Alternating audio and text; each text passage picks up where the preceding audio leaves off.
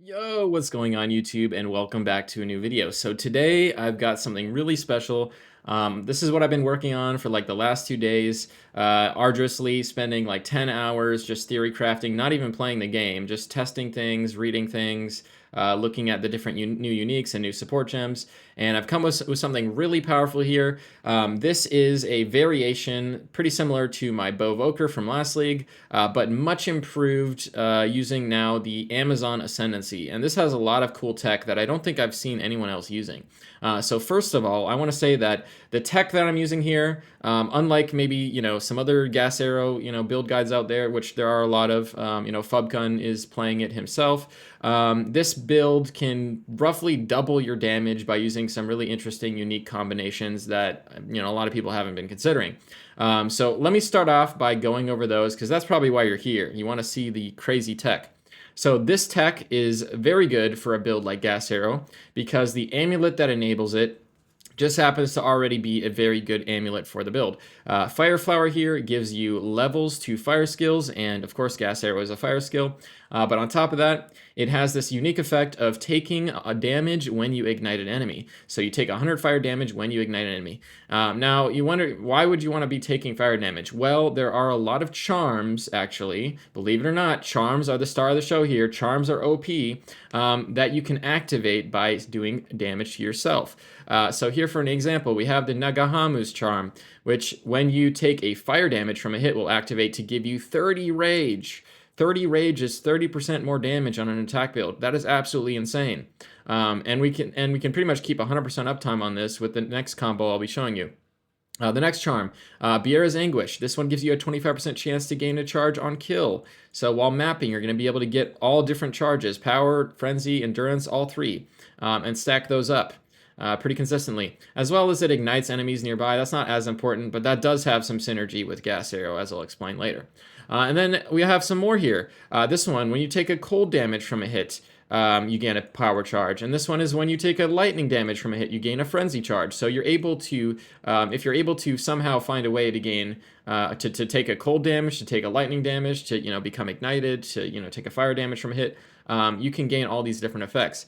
Now, you can do that, for example, with Painter's Servant. If you wanted to gain, let's say, a frenzy charge, well, Painter's Servant is converting a portion of our damage into fire, cold, and lightning. So we're going to be taking equal portion fire, cold, and lightning from that 100 damage hit that Fire Flower does to us. So this will make us take a lightning hit to grant us a frenzy charge, a cold hit to grant us a power charge, or of course a fire hit to give us 30 rage. And it'll also be able to ignite us to give us this effect. And how do we sustain these effects? Because, charms have charges and you have a limited amount. Well, there is this body armor called Pragmatism, which basically causes charms to use no charges, basically giving you infinite sustain of those charms. So as long as you can keep activating these effects, you're going to have pretty much 100% uptime on these. Now, the way charms work is they cannot activate while they are already active. So this isn't some infinite glitch to get infinite frenzy charges, but it will be a very consistent 4 frenzy charges, or frenzy charge every 4 seconds. So you'll be able to at least guarantee a frenzy or a power charge every 4 seconds. This one, you'll have 100% uptime on this, so that doesn't really matter, but you'll have 100% uptime on this. And then, of course, this one, like I said, you'll have 100% uptime on getting 30 rage. Really powerful, as well as the 25 fire res, which is a nice little bonus. So this is the setup here to get all these buffs. And this also is great because the Amazon inherently wants to be generating charges of all different types, because if we can find a way to consume them, we will get these elemental infusions, which are going to buff up our attacks to deal more damage and do explosions. Well, we can actually do that with Charge Infusion. Charge Infusion every 4 seconds is going to consume one of each type of charge. So every 4 seconds, we're going to gain 6 infusion stacks. As well as while you have a charge of each type, it's giving you a bunch of really nice buffs that we're going to have as well. And we should have this at about 100% uptime while mapping, because we're going to get three charges of each type, but this is only consuming a charge every 4 seconds. So as long as we're generating one of each type of charge every 4 seconds, so you only need, if you're generating a charge 25% of the time you're killing enemies, as long as you're killing enough enemies, you'll always have 3 of each charge type. And these buffs are really good. So 12% more skill speed if you have a frenzy, 20% more crit chance if you have a power, and 17% more defenses if you have an endurance. That is really good, high value for a 30 spirit reservation. And also, of course, as I said, we're getting that rage. So in total, with all these buffs, I will show you an example here. I've got a POB that kind of simulates this. I'm at 2.6 million. If I take away my 30 rage here, I lose 30% of my damage, as you would expect. But if I go and disable my charge infusion, I also lose damage. So in total, if I take both away, I am now at 1.5 million, whereas I was at 2.6 million before.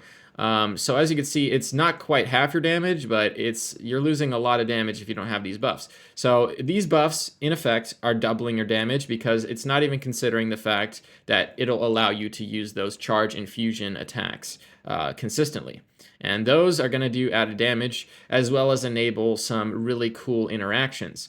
Now, the first interaction there is we are not going to need stuff like Radiant Grief anymore to ignite nearby enemies to trigger our gas arrow. We can now ignite enemies with the infused weapon attacks because these are going to infuse to your next attack, including gas arrow. They infuse into projectile attacks. So that means when we shoot our gas arrow, it's going to also shoot the infused weapon attack. And that is going to explode, deal fire damage, ignite enemies, and then it'll trigger our gas arrow because those enemies are now ignited. But beyond that, it will also, if we can get enough lightning damage and enough, enough lightning damage, it'll also shock them. So preemptively to being hit by gas arrow, enemies will be shocked and they'll be ignited. And you can also use blind support so that they're blinded. And they'll take a bunch more damage from stuff like immolate support, blindside support, which basically makes you get 15% more crit damage and 15% more crit chance against blinded enemies. As well as we get a really massive shock, and we're going to be scaling shock magnitude a bunch of different ways on the passive skill tree as well as with our jewels. So we're going to get a really big shock. So yeah, our gas arrow basically is not going to have to hit 2 times in a row to get the full damage. It's going to get the full damage right away, hitting a shocked target that is ignited and blinded. Now, the supports here are kind of interesting. I've decided, actually, I should change this because we're not using martial tempo. And the main reason for that is because the mana costs on this are quite high, especially with the levels from the Fire Flower. And if you attack too fast, you're not going to be able to benefit from the charged up attacks from the infused weapon every single attack. So you want to be benefiting from those every single attack. So by lowering our attack speed a little bit, by not using martial tempo, we're actually keeping in cadence there with the infused weapon. But on top of that, we can use supports like pinpoint critical, which is going to get us to 100% crit chance, so we can benefit from all the added crit damage that we're gaining from a few different supports. Now, I mentioned a few charms, but I didn't mention the stone charm yet. This charm is probably the third option I would go for after the one that gives you rage and the one that gives you charge generation, because this will make you immune to stuns, which is a problem a lot of people have been dealing with in this new new patch because of how they've buffed the monster's ability to land light stuns on you. So it'll remove that completely. You'll be immune to stuns. You won't have to deal with that anymore. And on top of that, when you're stun immune, you can afford to use this support. This one is called Overextend, and it gives you, again, 30% more critical damage, which is insane for a 100% crit chance build that is scaling crit damage. Now, the downside of this is you become dazed, and dazed increases your chance to be stunned. But again, this is going to have 100% uptime on this stone charm because we're using pragmatism. So basically, we're going to be stun immune all the time. So there's no downside here to using this support. And this will allow us, with this setup here, to use pinpoint critical to get a bunch more crit chance, basically giving us 100% crit chance. Primal Armament, this is probably the best support out there, and you would always use this.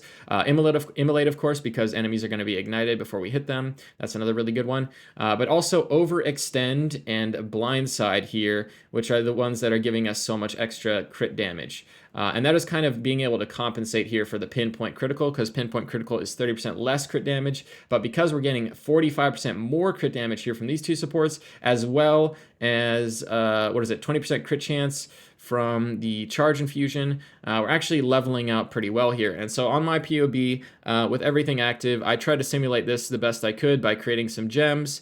And I've got blindside support here, pinpoint support here, and overextend support here. And if I start taking these away, you'll see my damage goes down dramatically. But overextend support here, giving us 30% more crit damage. This is 22%. Then we take blindside, which again, another 22%. And then pinpoint you think would be bad because it lowers your crit damage. But because we want to be at 100% crit chance, using this will get us there. And it is another 22% more damage support. Huge. So yeah, this will get us to 80% crit chance here.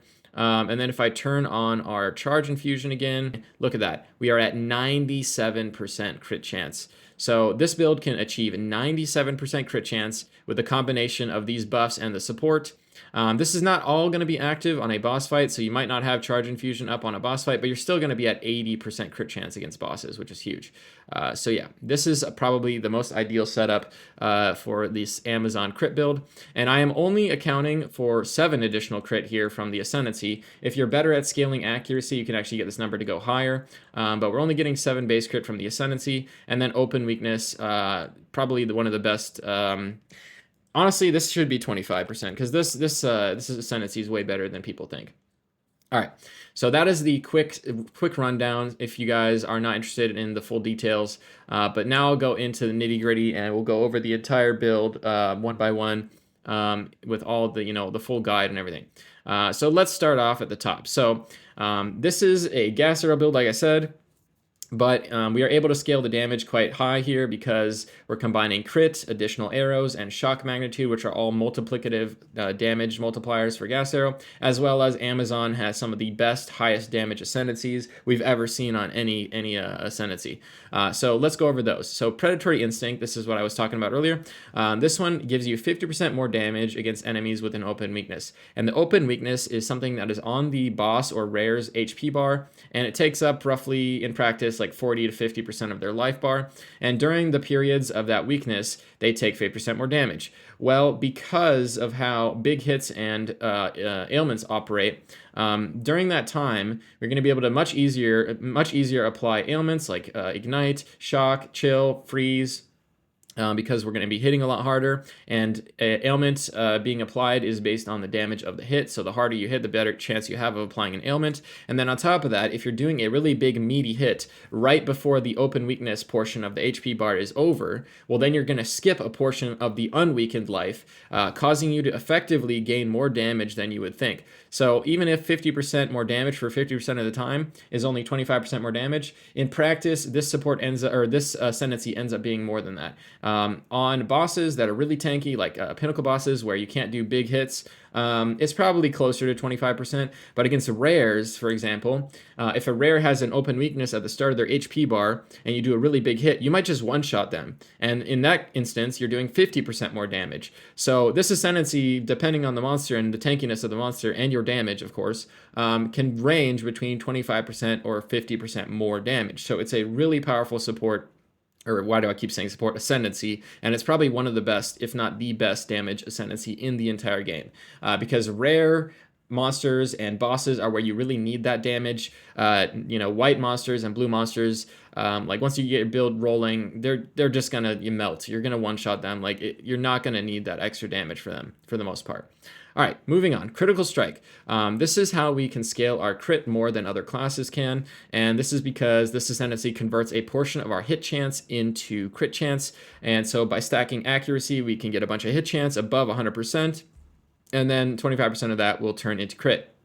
So this has very good synergy with stuff like Falcon Dive, where we can stack accuracy and also gain attack speed. But also Bullseye is a good support that you might have to use early on your main skill to get more accuracy rating on it, which will again, in effect, give it more crit as well as attack speed. And then Precision is just a persistent buff that we can have, which is 15 Spirit to give us 13% or 30% increased accuracy all the time.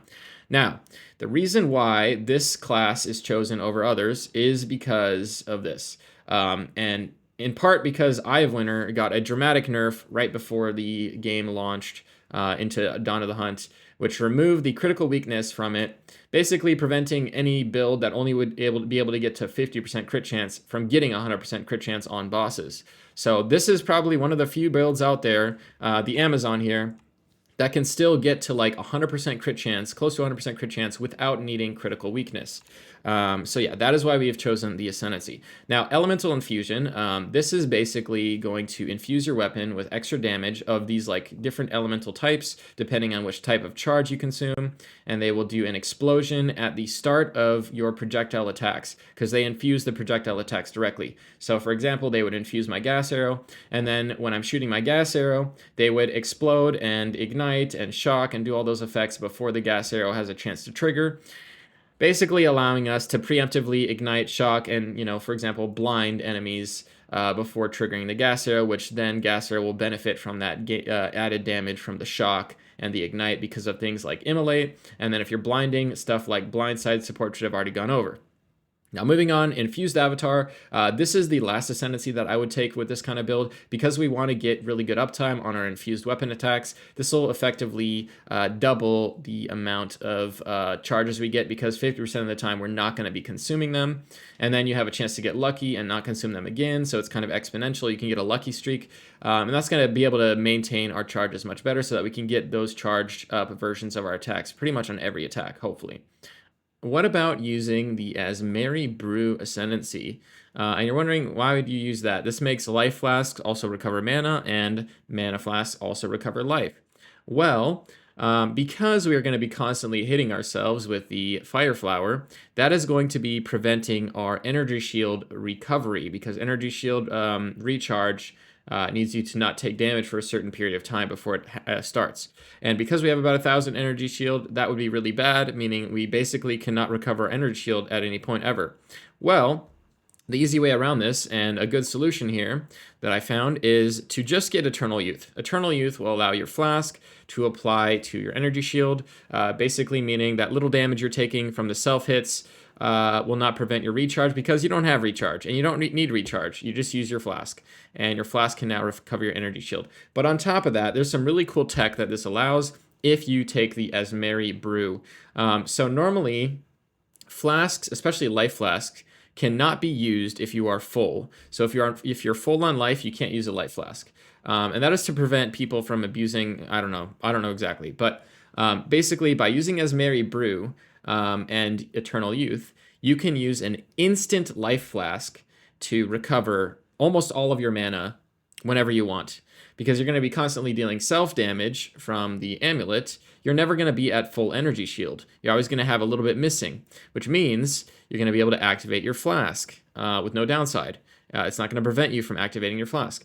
So you can actually use a big instant life flask, and life flasks can get a much higher value than mana flasks. So you can get a life flask that recovers like 500 life instantly, and because we only have a mana pool of like 600, that's basically allowing our life flask to act similar to how the old Melting Maelstrom worked, where when you used it, it recovered all your mana on use. And this is a really cool solution for bossing. I don't necessarily know if this will be needed for mapping because, of course, we have the Death's Harp, which gives us mana back on kill. But for bossing especially like pinnacle boss encounters, we could take a fully leveled up, like level 20, 20-something gas arrow into a pinnacle boss to get max damage and not suffer the downside of running out of mana every 2 seconds, because we can just use our life flask as an instant way to recover all of it. So this is very similar to how Gas Arrow played for me, at least. Last league with my Invoker, I would go into a boss fight, I'd have my Melting Maelstrom, I would burn through my mana in like 3 attacks, and then I just press my flask and keep going. And that is how I was able to run a high level, I think it was a corrupted level 21 version of Gas Arrow with like an additional 5 levels on my bow or whatever. So yeah, the mana costs were insane, but the Melting Maelstrom basically solved that entirely, and this is a cool way to pretty much simulate that and get the exact same effect. Now moving on, let's go over the gear basically that you want for this. So we're going to be using a Death's Harp because we want additional arrows. Gas Arrow is a skill that can shotgun, meaning each additional arrow on top of each other is more damage. And with 6 arrows, I guess each arrow is like 17% more damage, so you want to get as many as you can. Now, they did do a nerf to make it so that Gas Arrow can only have up to 6 arrows out at a time, but since we'll be igniting them instantly, it won't really matter. And this is also why there's really no downside in playing Amazon versus something like Deadeye, because even Deadeye can only take advantage of 6 arrows, although they could get 7 with the Ascendancy, right? So Amazon here, you're getting full value out of the Death's Harp, and you can get a Corrupted one here that has 4 arrows plus the Implicit, so in total, you're going to be getting 6 arrows on your gas arrow. Now, the helmets, like I said earlier, because we don't need Radiant Grief, we're going to be able to use a high energy shield helmet and then take advantage of the subterfuge mask point on the tree to get a bunch of evasion from it, which is just a really good defensive angle. And this helmet here, if I were to turn it on and off or take it on and off, is going to be a lot of my defensive-ness just coming from my helmet. So this is like a 400 energy shield helmet, and it is giving me a little bit of evasion, like, 15% chance to evade, as well as a massive, what is that, 1000 energy shield just from the helmet slot. So yeah, very good defensively to be using that. And that's going to kind of shore up some of your defenses, since we have to use arguably a pretty bad defensive body armor in Pragmatism, although it's not completely terrible. It has some elemental resistances on it, so it's not horrible, but yeah. Moving on, we have a quiver here that, of course, we're going to want to be scaling accuracy with. This 2-point quiver has both an implicit, which is % accuracy, as well as you can get a prefix with flat accuracy. And then we want crit damage and crit chance if we can get it on the suffixes. And then if you can get more flat damage like lightning or fire or cold, it doesn't really matter which type, because it's all going to be equally converted with Painter's Servant. But lightning has a higher roll range, meaning if you get a lucky hit, you're going to be hitting a lot harder, meaning it'll be easier to apply ailments if you get lightning on all your gear. So lightning ends up being the best, in my opinion, as far as like the best type of damage to get on your gear. Now with the rings, we have, again, lightning damage, and you want to try and get rings that have multiple stats that can, I guess you could say, double or triple dip with equality. So, for example, you could get a ring with lightning damage, all Ellie res, and lightning res, and all 3 of those will be affected by lightning quality. So look for those types of rings. Here I just have one with lightning damage, accuracy, life, all res, and some strength. To help us meet our strength requirements for wearing the Pragmatism. And then this one is similar with fire damage, accuracy, maximum life, all res, and dex to help with our dex requirements. We do actually have some quite high attribute requirements, so we want to make sure we can get attributes on a lot of the gear. Moving on, the gloves I already mentioned. That's what's giving us that conversion, as well as it can give up to 10% of damage as extra cold, lightning, and fire, which ends up being really good, and even surpasses, with a build that has a 100% crit chance already, even surpasses items like Northpaw, which a lot of people have considered using in a build like this. So if I was to put Northpaw on, I would actually lose damage, lose 10% of my damage. So yeah, Painter's Servant, very good as a damage source. And then we have the belt here. This one's just going to be helping us to cover our resistances, get some life, as well as what's really important here is to get those 2 charm slots. That's going to allow us to take advantage of all 3 of these charms. So we really want to get 2 charm slots. Now, eventually, you can probably replace this with an Ingenuity if you can find some other way to get your resistances, because the Ingenuity is going to be able to scale the damage on the breach rings, so we have more damage. And it also can roll up to 2 additional charm slots. But that's maybe for a much later version of the build. Earlier on, you're definitely going to just want a belt with a bunch of res, life, and some charms. Now, finally, the boots. We want high evasion boots. You could also go for hybrid. It's probably okay as long as you can meet the inch requirement. But we just want movement speed, evasion, and res, and some dex. That's all we really care about. All right, moving on to the jewels. So the jewels are actually really important, and we can get 3 like high damage jewels, and we got 1 jewel here that we're going to be using in our weapon swap. But these jewels, we're using a magnitude of ailments applied with crits. And magnitude scaling is one of the best ways to get more damage, because shock is it's a flat damage multiplier. So every percent of shock is an extra % of damage. So if you can take your shock from like a 50% shock to an 80% shock, well, now you're doing 30% more damage than you were before. So by scaling magnitude, we're going to be able to get a lot more damage. So these shock points here, or the shock prefix here is actually like 3 to 4% more damage in practice. And then we also want to get, of course, crit chance and crit damage if you can get both of them. So you're going to want to get like some of these 3 mod jewels like this. And the reason why we're using these is because the quiver effect on jewels got nerfed quite significantly down to 6%, and it's not really even worth using. I can give you guys an example of why. So for example, I have a jewel I made here that is a quiver jewel. Where is it? Right here. And if I was to socket this in, this is giving us 6% increased bonuses from equipped quiver. It would only be a total of, where is it? Yeah, it's only a total of 2.1% more damage. Now, comparing that to like 20 magnitude, I've already done the math on it. 20 magnitude is roughly 3.5%, or it can actually be more than that, depending on your shock scaling. So magnitude is like still better than this. And then you can, of course, also get, like I said, crit chance or crit damage on your jewels. And I know that those are better because, for example, if I was to just look at a 15% crit node here on the tree, that's already better. That's 2.7. And a 15% or a 10% crit chance here is 2.1, but you can get up to like 16% crit chance on a jewel. So they're all better than the quiver effect. The quiver effect is actually the worst of those mods.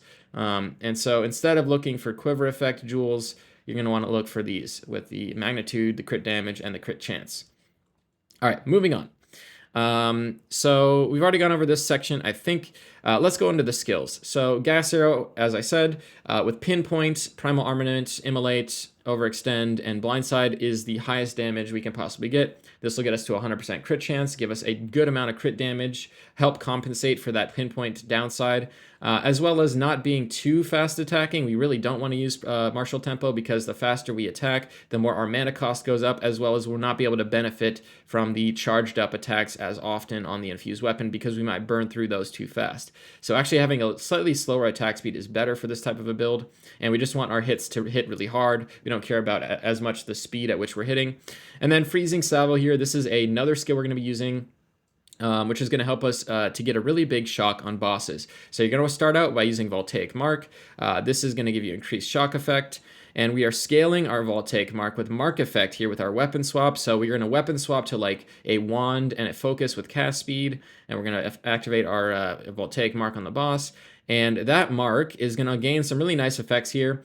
First of all, it's going to blind the boss. So as long as they stay marked, they're going to be blinded. And because we have so much mark duration here, the mark is actually going to last quite a long time. It's going to be like 15 seconds or something. So we're going to have 15 seconds of the boss being blinded. They also cannot deal critical hits to us to avoid us from getting one shot from random stuff. And then we also gain 10% increased damage. We gain 10% reduced, our enemies have 10% reduced accuracy rating, making our evasion more effective, as well as we have Culling Strike, which is especially effective against those pinnacle bosses where that last bit of their health could be, you know, millions of damage. And then we also get stuff like some extra cast speed and move speed and stuff, but those aren't that important. But mainly we're using this for the mark effect to scale that Voltaic Mark. And then following that Voltaic Mark, we're going to be using Freezing Salvo, which is supported here with Hourglass and Concentrate effects, so some really high damage supports. And we don't mind using Hourglass because we're only going to be using this like every 10 seconds anyway. This builds up to 12 projectiles, and you only really want to use it when you got all 12. So putting a cooldown on it is really no downside. It's just 30% more damage. And then we're using Overcharge and Commiserate together. Now, Overcharge got reworked. It now gives you 50% magnitude of shock with the downside of reversing or reflecting that shock back onto you. And we really don't want to be reflecting a 70 or 80% shock back onto us. That is going to make us die instantly. So with using Commiserate here, this will basically remove that shock as we apply it. So with using these two supports together, we do not have that downside of shocking ourselves. So that's really nice. And then finally, Stormfire, another really good one. This means that that really big shock that we're getting from our Freezing Salvo will not expire as long as we keep that enemy ignited. So against bosses and pinnacles and whatnot, as long as we're attacking them every once in a while with our gas arrow, they're always going to be ignited, and we can get that really big shock to pretty much last indefinitely if we want. So like getting like a 70 or 80% shock against a pinnacle boss for the entire boss fight, even if it's like a 2-minute fight, is insane. That is insane. So yeah, definitely worth using that. Infused weapons. So like I said, this is what's going to be shocking and igniting enemies prior to our gas arrow exploding. So we want to have enough ignite chance. So we're going to be using ignition as well as enough shock chance with conduction. And then ambush will guarantee it always crits, because we're not able to use the pinpoint support because we only can use one of those. So this will guarantee it always crits because it's going to be the first thing to hit enemies. So when it's hitting enemies on full life, it'll be critting. And then because we're going to be actually way over 100% crit chance on this, we can afford to use super critical to get 100% increased critical damage bonus, just making it hit way harder. And then finally, blind, like I said, this will allow us to blind enemies so that we can benefit from the blind side support on gas arrow right away. Now moving on, we have Flame Wall, and Flame Wall is there when you cannot generate charges and you need another way to ignite your gas arrow, so like against bosses and stuff. And this is not only there for igniting your gas arrow, but it's also a huge damage increase because with the extra levels from Fire Flower, you can actually get a quite significant Flame Wall even with a lower level version of the gem itself. So for example here, I have I think a level 12 or something Flame Wall here. And with the extra levels from the Fire Flower, it ends up being level 19. Even though I can't meet the int requirement for level 19, I can still use it like this. And by using this Flame Wall, let me show you how much damage we gain. So we're at 2.7 million. If I would just disable this, 1.9 million. So it's like 800,000 additional damage that we gain if we shoot our gas arrow through the flame wall. So for boss fights, you're really going to want to be using this to get a lot more damage. So yeah, this build has some insane bossing potential because of the massive shock you can get that never expires, and of course flame wall giving you a ton of added flat fire damage onto your attacks. Moving on, we have our two heralds. These are to help with our clear. We have Herald of Thunder. Now, Heralds did get nerfed quite a bit, and they're kind of not a lot less noticeable than they were last patch when they could chain to each other. But they're still pretty decent in helping with the clear. And the alternative would to be using defensive auras, which for example, Wind Dancer got heavily nerfed to the point where it's almost not usable. It only gives you like 7-8% more evade chance, which is not really worth having a 30 spirit cost on it. So I prefer here to get more clear speed while mapping by using Heralds. You could also maybe drop one of these Heralds to use something like Ghost Dance. Ghost Dance is a pretty decent defensive aura considering we have Energy Shield and Evasion. But I think that these are the best options here for just mapping clear speed. So Herald of Thunder with Innervate, of course, we want to be getting this buff. Now, this 35% damage with extra lightning is going to help incredibly at allowing our infused weapon to shock more consistently, so that's good. Elemental Focus, it doesn't matter that we can't inflict ailments because Herald of Thunder can't shock anyway, so this is just free damage. Execute, we want Execute because we want Herald of Thunder to actually kill things so that we can gain that Innervate buff, so this is really important. Magnified Effect, we want this to hit a bigger area obviously, and then Close Combat because Herald of Thunder has a lower range, so it's probably going to be hitting enemies closer to us, so that's a good support. That normally has a really high cost multiplier, so it's too expensive to use on our main skills, but Heralds are free, so might as well put it here. And it's one of the best remaining damage supports that's in the game. Now, Herald of Ice is a little different. We have Biting Frost. This allows us to consume freeze to deal more damage, and since Herald of Ice only triggers when it's actually killing a frozen enemy, this will always activate, so this is a massive 50 damage multiplier here. Long Shot, because Herald of Ice is a bigger AoE, it's going to hit enemies usually further away, so of course we want to gain benefit from that, giving us 30% more damage at 7 meters, and then it scales down. Reach, again, increasing that range, and because Herald of Ice is going to be like usually hitting enemies further away from us, we don't really care about this downside of having 80% less accuracy rating against enemies within 2 meters. We're usually not going to be, while mapping, attacking enemies within 2 meters usually, unless they're like melee enemies that are right on top of us. So that's not too bad. We're going to try and clear stuff as we go. So the downside here is not great. I mean, it's not amazing because we're losing crit, but it's also not terrible. And we should have enough accuracy to kind of make up for that.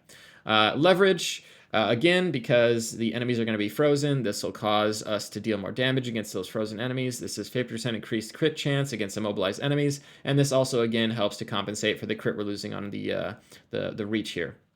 And then finally, Cold Mastery. This is like the final last best support to use, just giving us like 8% more damage on the Herald of Ice. That one's not that good, so like if you can only 5-socket it early on, then it doesn't really matter. All right, Charge Infusion. Like I said, this is what's giving us all those buffs, and we want to use Perpetual Charge, and since this will always be active, it is a persistent thing. We want to be using Precision here to have pretty much 100%, yeah, actually it is just straight up 100% uptime on Precision to give us another 30% increased accuracy. Now, at a lower level, a lower level of gas arrow might be required here because the mana cost can get pretty out of hand when you scale levels as well as using all these expensive support gems.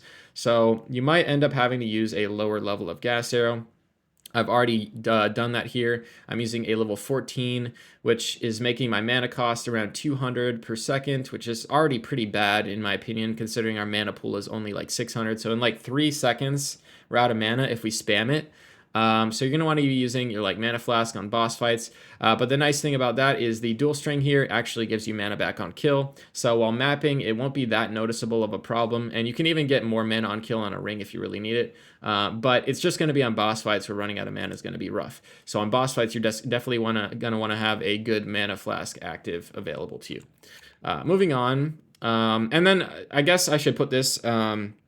as an option here to maybe get some mana back, is you can actually put Orb of Storms with mana, font of mana, and then just like put that down in a boss fight to give you some extra mana regeneration. That's an option. I might as well include that since I think we have one extra skill slot here. We have 1, 2, 3, 4, 5, 6, 7, 8, 9. Yep, we actually still have another free one because Infused Weapon does not count.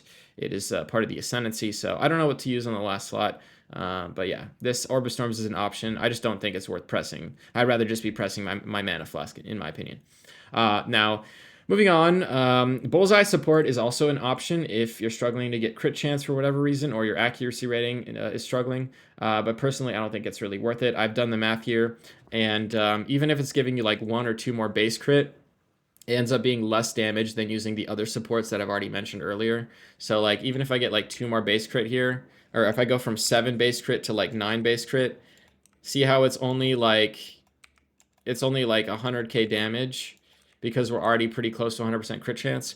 So we really don't need to scale our accuracy that much to benefit from it. So yeah, in my opinion, you really don't need Bullseye support, but it's maybe an option early on.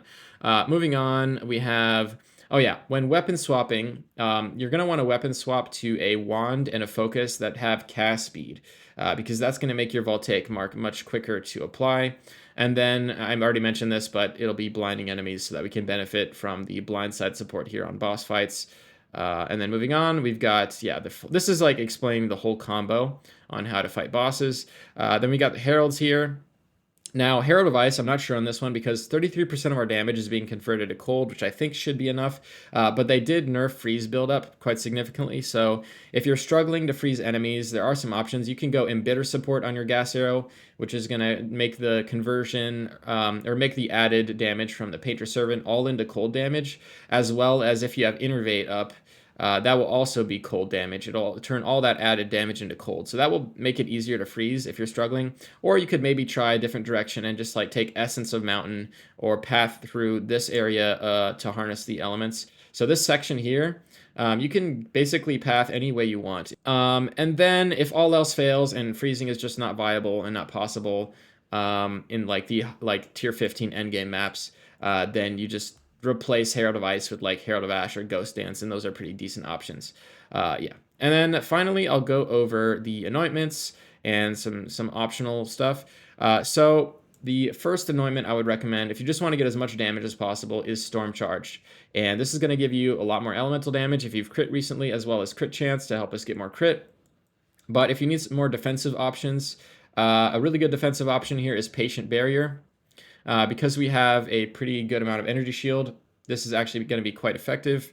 The way that we've solved penetration in this build is we have, of course, this new point that they added into the game, Primal Sundering, giving us 12% damage, penetration of all resistances. And then we're going to be using these runes here on our weapon to get the other like 30%, because most enemies are not going to have much more than like 40 resistances anyway. So the Tepotante gives us another 30%. So we're going to have a total of 42% penetration of all 3 elemental types, and that's because we're doing equal damage of all 3 types. So that makes sense for us. But yeah, I hope you guys enjoyed this video. I'm sorry it was so long, but there's a lot to go over. And if you guys need to see it in more detail and like, go over it a second time, I will be linking, of course, the guide in the description. And this goes into everything in detail very concisely so that you guys can understand what to do. And yeah, hope you guys enjoyed. I'll also be linking the POB, even though it's just like a template and it's not perfect since POB has not been updated yet for the new changes. but it maybe can, I don't know, help simulate it to some degree, and so you can test things and look at different stuff. But yeah, anyway, guys, hope you guys enjoyed the video. Thanks for watching. I hope you guys enjoyed this build. I think it's really powerful. It's probably 60%, if not 100% more damage than some of the other gas arrow variants that are floating around out there, just because we're making such good use of some really cool interactions with charms, as well as some supports that a lot of other people haven't even considered using, which are really, really powerful. So yeah, anyway, guys, take care, have a good one, and I'll catch you guys next time. Peace.